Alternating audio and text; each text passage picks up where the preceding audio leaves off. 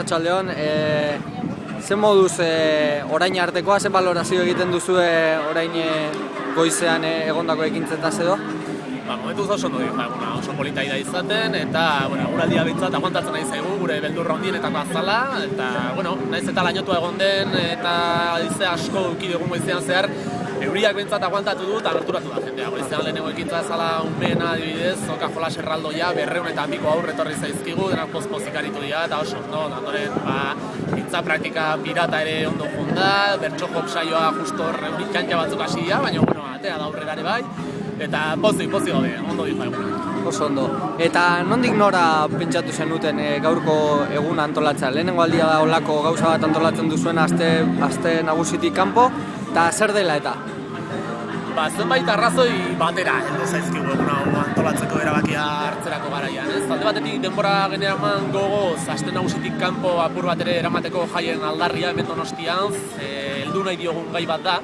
Orain arte aste nagusian zentratuta egon gera, baina Donostian badaude jai gehiago gure ustetan oraindik buelta bat eman behar zaiena eta lanketa bat merezi dutenak, eta alde batetik hau aditzera emateko aldarri moduan, gaurko egunean. Beste alde batetik baita jai herrikoien aldeko aldarri bat egitekoa, ez gera eragile bakarra hau lantzen duna, ez da gutxiago ere, eta apur bat ezagutzera eman nahi genuen, guretzat egokiena den era jaiak antolatzekoa, eta beste alde batetik ere bai, urtetako harremana eduki dugu Manu Txaurekin, nola ala, berarekin kontaktuan urteak darmatzagu, eta aurten suertatu da aukera berekin kontzertu bat antolatzeko, orduan dena batera hartuta pentsatu genuen eguna antolatzea polita litzatekela, eta gaurkoa dugu.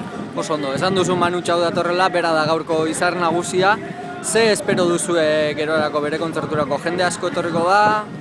Bai, jende asko espero dugu, baina saiatuko era indarra ematen edo zer dugu posible egun osoari, egun oso egitaragoa da, publiko osoan entzarentzat eskenia, baina jakin badakigu jende gehien erakarriko duena eta tiroi komunikatibo handiena daukana Manu Txau bera dela, bere kontzertua, eta gaina lan eguna izan da, arratsalde partean erresagoa izango da jendea gerturatzea, eta bai, dezenaka mila pertsona batzuk espero ditugu arratsalde partean hemen Zurriolako hondartzan, eta espero dugu handia izango dela. Oso ondo. Donostiko piratak zerbaiteagaitik bazaret ezaguna gazte nagusiagatik da, abordatzeagatik batez ere.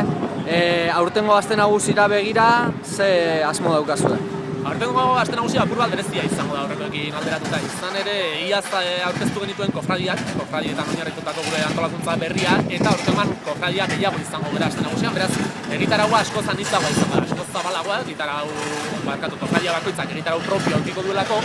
Orduan lehen aldiz gertatuko da piraten aste nagusian, ez dela egitarau lineal bat izango, ekintza bat bestearen atzetik, baizik eta aldi berean, leku desberdinetan, ekintza desberdinak izango ditugu, beraz, aukeratu behar izango du jendeak zertara nahi dugun.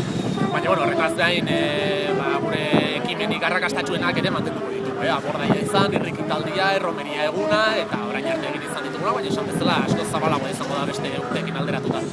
Oso ondo, mila esker.